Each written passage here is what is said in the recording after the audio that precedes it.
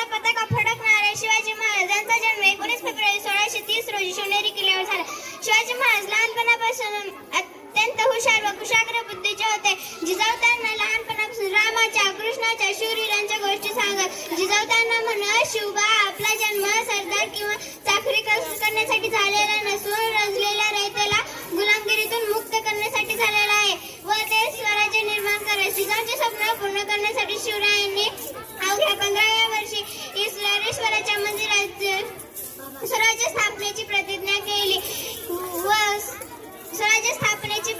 केली आणि तोरणा किल्ला जिंकून स्वराज्याचे तोरण बांधले.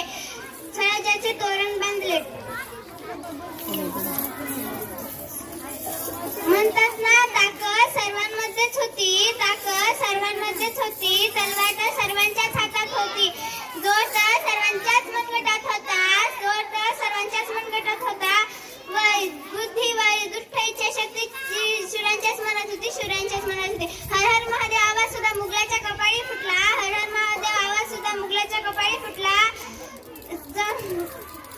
मराठ्यांच्या झळकत्या चमकत्या तलवारी मुघल पळती माघारी. राजा, तुम्ही अजून 10 वर्ष जगला असता तर मुघलांनी कपाळावर भगवा फडकला असता.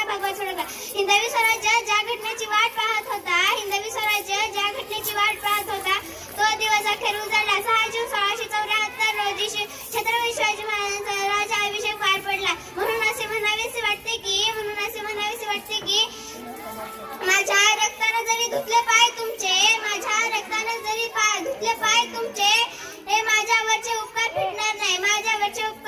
धन्य धन्य माय शिवराय, धन्यवाद.